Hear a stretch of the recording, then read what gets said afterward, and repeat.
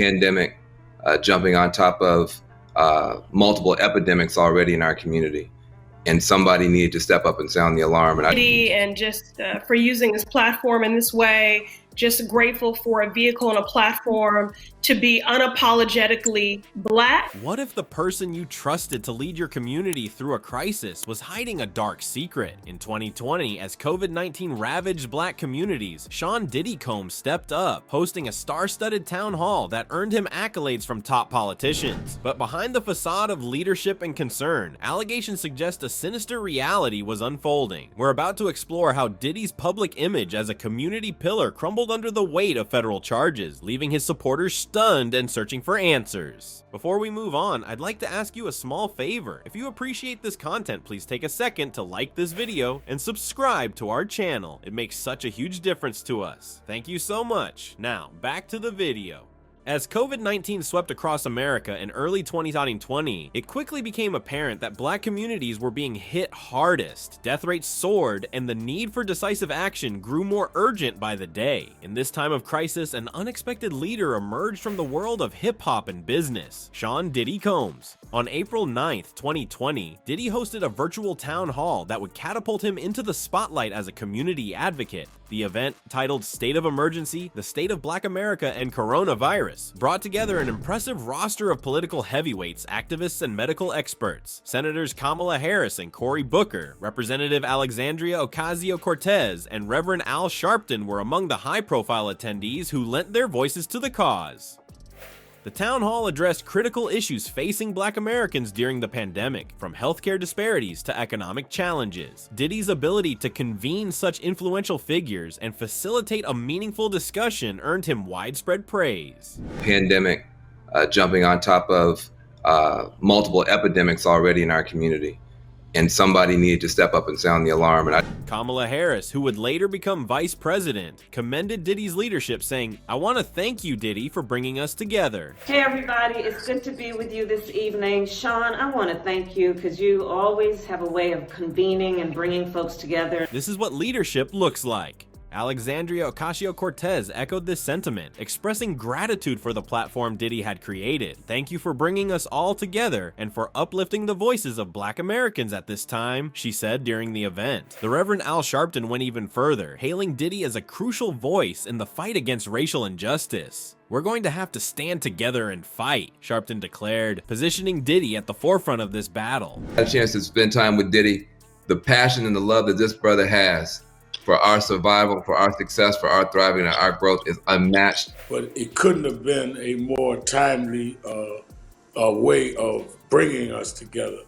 And I really love him. As the town hall unfolded, it became clear that Diddy was positioning himself as more than just a music mogul or businessman. He was emerging as a community leader, using his influence and connections to address pressing social issues. The event's success and the outpouring of support from political figures seemed to cement Diddy's status as a respected advocate for Black Americans. The impact of the town hall was immediate and far-reaching. It sparked conversations about racial disparities in healthcare and the disproportionate effect of COVID-19 on Black communities. Diddy's efforts were lauded as a prime example of celebrities using their platforms for social good. And just for using this platform in this way, just grateful for a vehicle and a platform to be unapologetically Black. In the months that followed, he continued to speak out on racial issues, further solidifying his image as a community leader. Let me first thank Diddy for convening us. And be selfish, finally, for our communities. I call Al Pops, if y'all don't know, that's my Pops right there. Yet, in a twist that few could have predicted, Diddy's carefully crafted public persona would soon begin to unravel. The man who had been praised by senators and congresswomen as a champion for his community would find himself at the center of serious allegations. In just 3 short years, Diddy Combs would go from being hailed as a COVID hero to facing accusations that painted him as a predator. Public accolades often mask private demons. While Diddy was being hailed as a community hero, a ticking time bomb of allegations was about to explode. What could turn such a celebrated figure into a pariah almost overnight? The first whispers of misconduct against Sean Diddy Combs began to surface in early 2024, just months before his shocking arrest. As the man who once shared a stage with future Vice President Kamala Harris, Diddy's fall from grace was as swift as it was unexpected. The allegations that emerged painted a disturbing picture, one that stood in stark contrast to his carefully cultivated image as a community leader and COVID-19 crusader. Initial claims suggested that Combs had been luring female victims and male sex workers into drug-fueled sexual performances dubbed freak-offs. These events, according to accusers, often lasted for days and left participants in vulnerable and compromising positions. Combs has denied any wrongdoing. He is currently jailed in New York as he awaits his criminal trial. The accusations hit the media like a bombshell, sending shockwaves through the entertainment industry and beyond. As the allegations escalated, more details emerged that further tarnished Diddy's reputation. The indictment revealed that victims were often seduced under the pretense of a romantic relationship, only to be plied with drugs to keep them obedient and compliant. This stark contrast between Diddy's public persona and the serious nature of the accusations led to a significant shift in public perception. The timeline of allegations shows a gradual but relentless escalation. What began as hushed rumors quickly gained momentum, snowballing into formal charges and a public indictment. With each passing week, new accusers came forward, adding weight to the growing case against the music mogul. Diddy's response to these mounting allegations was swift but ultimately ineffective. His legal team publicly expressed disappointment with the prosecution, asserting that while Diddy might be an imperfect person, he was not a criminal. They emphasized his cooperation with the investigation, but their statements did little to stem the tide of public opinion turning against him.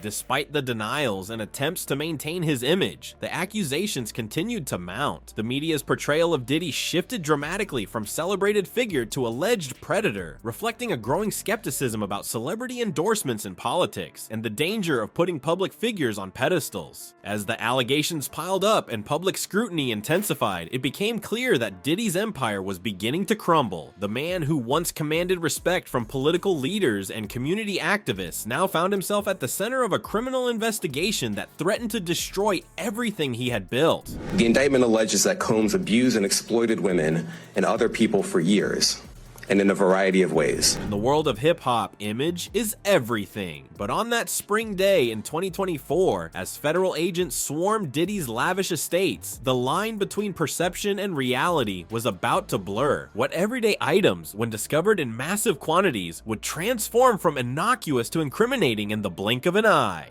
The raids on Sean Diddy Combs' properties in Miami and Los Angeles caught the music industry off guard. Federal agents descended on his mansions with a sense of urgency that suggested they weren't just fishing for evidence. They were closing in on something big. The scale of the operation was unprecedented, with teams of investigators combing through every inch of Diddy's luxurious homes. As the search unfolded, the true nature of the investigation began to emerge. Agents weren't just looking for financial records or drug stashes. They were piecing together a disturbing puzzle of alleged sex trafficking. What they found would send shockwaves through Hollywood and beyond. Among the most startling discoveries were 1,000 bottles of lubricant and baby oil. In any other context, these items might seem unremarkable, but in light of the allegations against Diddy, they took on a sinister significance. Use the embarrassing and sensitive recordings he made of the freak-offs as collateral against the victim. More lawsuits against music mogul Sean Diddy Combs. These everyday products were now potential evidence in what prosecutors called freak-offs, drugged-up sexual performances that allegedly involved coercion and violence. The term freak-offs appeared in court documents, describing events where Diddy was accused of hitting, kicking, and dragging victims. The massive quantity of lubricant and baby oil suddenly painted a vivid and disturbing picture of the scale and frequency of these alleged encounters. But the discoveries didn't stop there. Federal agents also uncovered 3 AR-15 rifles, raising alarming questions about the potential for violence and intimidation in Diddy's world. These firearms and ammunition, including 3 defaced AR-15s and a large capacity drum magazine. The presence of these high-powered weapons added a new layer of danger to the allegations, suggesting that victims may have faced not just psychological coercion, but the threat of physical harm as well. As news of the raids broke, the investigation took on a new intensity. What started as whispers and allegations had now become a full-blown federal case, backed by physical evidence that was hard to ignore. The items found during the raid significantly escalated the nature of the investigation, indicating a potential pattern of criminal behavior that went far beyond isolated incidents. In the wake of these discoveries, formal charges were quickly filed and an arrest warrant was issued for Sean Diddy Combs. The music mogul's legal team expressed disappointment, claiming the prosecution was unjust and asserting that Diddy had been cooperative throughout the investigation, but their words rang hollow in the face of the mounting evidence. While the public reeled from the raid revelations, federal prosecutors were preparing to unveil a web of allegations so intricate and disturbing it would make the initial discoveries pale in comparison. How deep did Diddy's alleged criminal enterprise truly go? On September 16, 2024, the answer came in the form of a bombshell 14-page indictment. Sean Diddy Combs, once praised by political elites for his community leadership, now stood accused of running a decades-long criminal enterprise. The grand jury's charges were as shocking as they were numerous. Sex trafficking and racketeering conspiracy topped the list, painting a picture of systemic abuse and exploitation. Disgraced rapper Sean Combs facing 2 new sex abuse lawsuits as he sits in a jail in New York City. On Monday, a grand jury indicted him on multiple federal charges, including racketeering conspiracy, trafficking by force, fraud, or coercion. At the heart of the indictment were the so-called freak-offs, events that prosecutors claimed were far more sinister than mere parties. According to the document, Combs allegedly lured female victims and male sex workers into these drug-fueled sexual performances that often stretched on for days. The scale of these events, hinted at by the massive quantities of lubricant found during the raids, now came into sharper focus. But the details of the freak-offs were just the beginning. The indictment laid bare a pattern of violence and intimidation that sent shockwaves through the entertainment industry. Combs was accused of using physical force against his victims, with allegations of hitting, kicking, and dragging them. The presence of AR-15 rifles discovered during the raids took on a more ominous significance in light of these accusations. Perhaps most chilling were the allegations of how Combs maintained control over his victims. The indictment claimed that he wielded his industry influence like a weapon, threatening to destroy careers and livelihoods if participants refused to comply with his demands. This abuse of power, if proven true, would represent a profound betrayal of the trust placed in him by both his supporters and the wider community. Faced with these damning allegations, Diddy's legal team scrambled to respond. In a statement, they expressed deep disappointment with the prosecution, claiming it was unjust. He is an imperfect person, but is not a criminal, Diddy's lawyer asserted, emphasizing Combs' cooperation with authorities leading up to the charges. But in the face of such serious accusations, these words seemed to ring hollow. The gravity of the situation became clear when Diddy was ordered held without bail pending trial. The man who once rubbed shoulders with senators and future vice presidents now faced the prospect of years behind bars. As the news spread, the fallout began to extend far beyond Diddy himself, raising questions about complicity and willful ignorance in the entertainment industry.